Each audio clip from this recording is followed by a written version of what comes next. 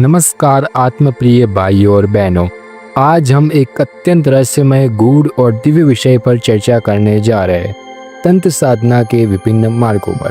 जब हम तंत्र शब्द सुनते हैं तो मन में कई भ्रम, डर और जिज्ञासाएं पैदा होती है।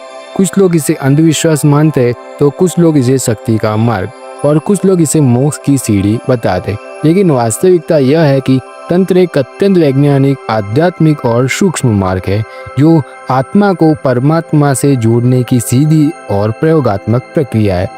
तंत्र का लक्ष्य केवल शक्ति या सिद्धि नहीं बल्कि स्वयं को जानकर शिव बनना है। आज इस वीडियो में हम विस्तार से जानेंगे तंत्र का मूल उद्देश्य और इसकी पृष्ठभूमि, तंत्र का 5 प्रमुख उपासना मार्ग, वामाचार, दक्षिणाचार, मिश्राचार, सम्याचार और कौलाचार। हर मार्ग की विशेषताएं, प्रक्रियाएं, उसके पीछे का दर्शन और हम कैसे तंत्र के ज्ञान को अपने जीवन में सही दृष्टिकोण से उतार सकते हैं। तंत्र क्या है?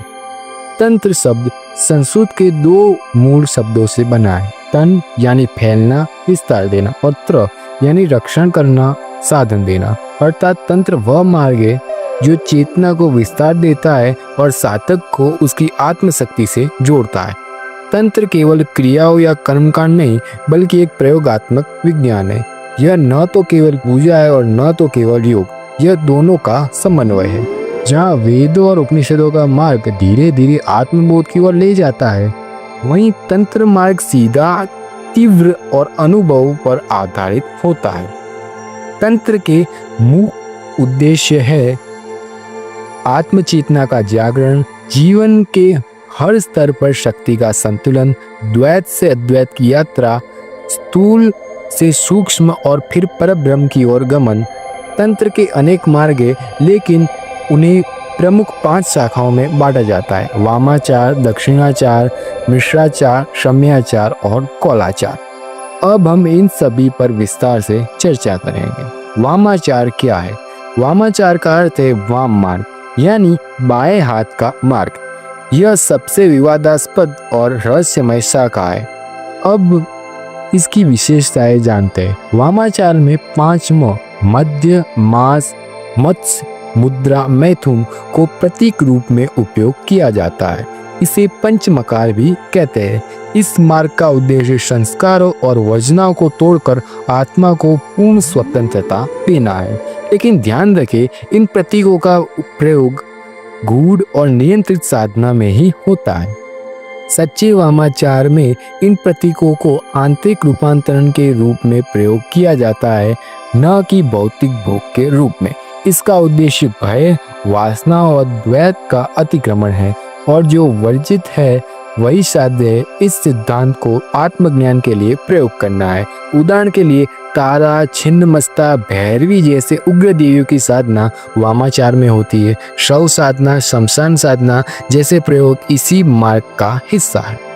आत्मज्ञान का तरीका: वामाचार साधक को स्वयं के सबसे अंधेरे हिस्से से रूबरू करवाता है और उजाले में ले जाता है। दक्षिणाचार क्या है? दक्षिणाचार का अर्थ है दक्षिण मार्ग, यानी दाहिने हाथ का संतुलित और समाज स्वीकृत मार्ग। इसकी विशेषताएं है कि यह मार्ग सात्विक है, सदाचार पर आधारित है। इसमें पंचमकार का प्रतीकात्मक अर्थ लिया जाता है।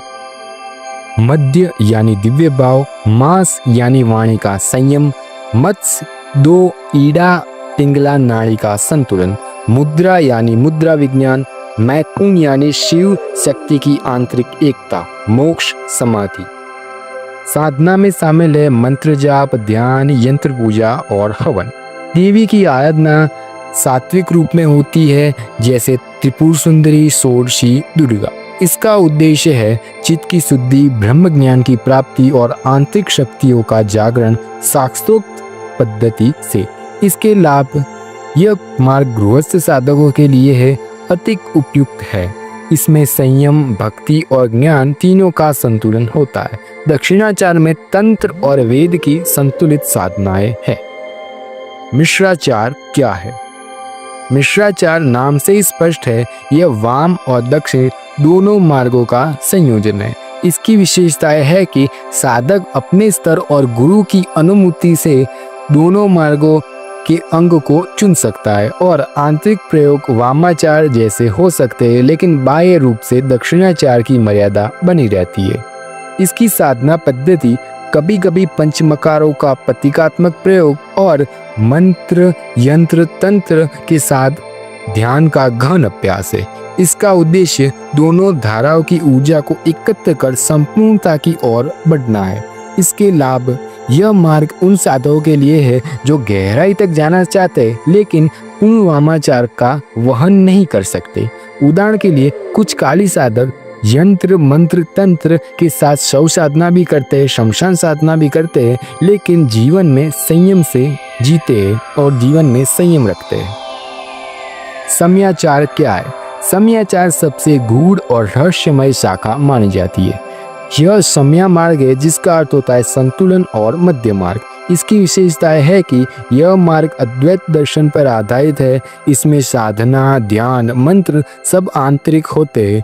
इसमें कोई कर्मकांड नहीं, केवल निर्विकार समाधि है, मौन और आत्मज्ञान है। इसमें देवी त्रिपुरा षोडशी ललिता की उपासना होती है। इसका प्रयोग है कि यह मार्ग वे ही चुन सकते हैं जो पहले 3 मार्गों को पार कर चुके हो। इसके गूढ़ रहस्य समयाचार में मैं तू भावना से मुक्त हो जाता है। यहाँ केवल मैं शिव हूँ की अनुभूति होती है। मैं शिव हूँ, मैं ब्रह्म हूँ, इसी की अनुभूति होती है। कौलाचार क्या? कौलाचार एक विशेष और उन्नत शाखा है। कुल शब्द का अर्थ है शक्तियों का समूह। कौलाचार यानी शक्ति की एकता का आचरण। इसमें विशेषता यह है कि यह गुरु शिष्य परंपरा में अत्यंत गोपनीय मार्ग है। इसमें शारीरिक मानसिक और आत्मिक तीनों स्तर पर साधनाएं होती है। इसका उद्देश्य आत्मा का शक्ति के साथ पूर्ण विलीन है। शरीर को मंदिर मानकर साधना करना। उदाहरण के लिए कौलाचार में कुंडलिनी जागरण, सहस्त्रार ध्यान, अमृत साधना, ये आदि साधनाएं होती है। तंत्र को जीवन में कैसे अपनाएं? अब प्रश्न उठता है, क्या हम तंत्र को अपने जीवन में अपनाएं? उत्तर है हाँ, अवश्य, लेकिन सही दृष्टिकोण और योग्य मार्गदर्शन के साथ। आपके सुझाव के लिए दक्षिणाचार से शुरुआत करें, मंत्र जाप करें, ध्यान करें, देवी की आराधना करें, संयमित जीवन जिए, सात्विक भोजन खाइए, गुरु का अनुसरण कीजिए, गुरु की शरण में रहे। तंत्र एक तेज तलवार है, बिना गुरु के ये हानिकारक हो सकती है। शुद्ध उद्देश्य रखें, शक्ति पाने या भौतिक सिद्धियों के लिए नहीं, बल्कि आत्मोन्नति और मुक्ति के लिए तंत्र अपनाइए। तंत्र को जीवन का हिस्सा बनाएं।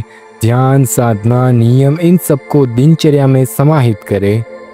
अंत में समयाचार की ओर बढ़े। जब मन और चित्त पूर्ण शुद्ध हो जाए तब मौन में प्रवेश कर जाता है, तब समयाचार में प्रवेश कीजिए।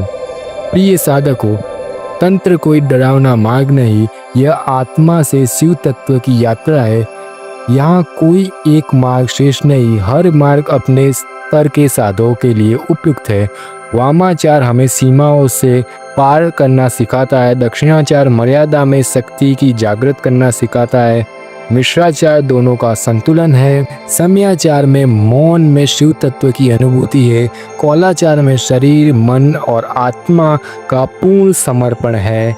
तो आइए भ्रमों को हटाए, ज्ञान को अपनाएं और तंत्र को आत्म प्रकाश की ओर एक साधना के रूप में स्वीकारें। जय माँ भवानी, जय माँ काली।